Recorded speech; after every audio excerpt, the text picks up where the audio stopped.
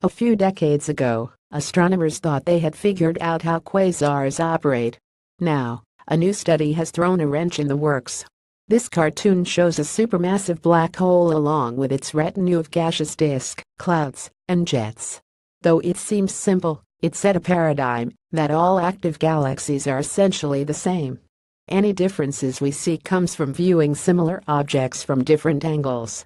A quasar that appears brilliant when viewed face-in turns faint when viewed through its torus of dusty gas. See Amory and P. Padavani. For decades, astronomers have operated under a basic assumption: supermassive black holes are all basically the same. Sitting at the center of galaxies, these black holes gobble gas, and that gas relinquishes some of its energy as light before falling toward oblivion.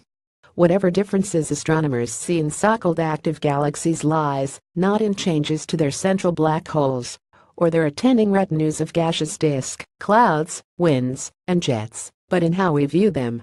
If our line of sight to a brilliant quasar passes through a haze of dust and gas, it'll appear vastly different in predictable ways than if we see it face-on. But is there more to the story? Breaking unification. Many observations have supported this unification scenario. But recent studies have hinted that there might be some real differences between various active galaxies. Those hints have just become a lot stronger.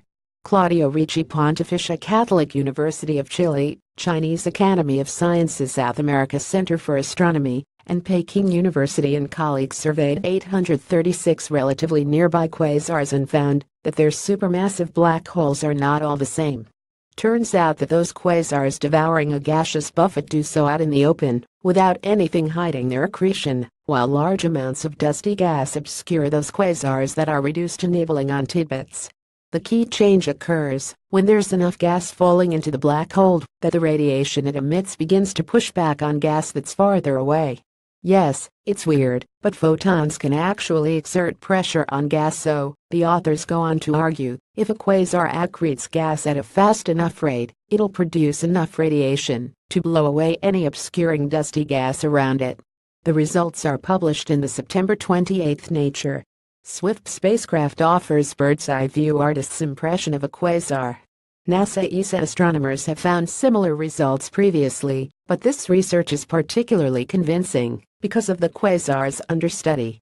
Ricci and colleagues used the Swift Space Telescope to pick out the quasars by their X-rays, emitted in the range between 14 and 195 kiloelectronvolts.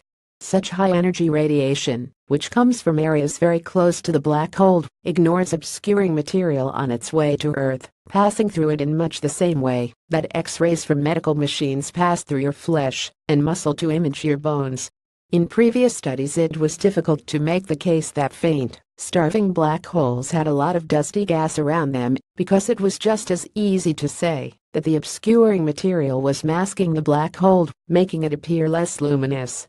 But in this study, the high-energy X-rays give us a clear view of the quasar's activity, so the results hold strong. So what does this mean for quasar evolution? The authors put forth a simple scenario for how quasars might grow. First, a merger or some other event sends gas flowing to the center of a galaxy. There it both feeds the black hole and obscures it. But as the black hole eats more and more, its radiation expels the remaining gas. For a time, it exists as a brilliant quasar, its gas shining bright. But as the meal runs low, the black hole fades again into quiescence. But let's wait and see, there may turn out to be more to the story.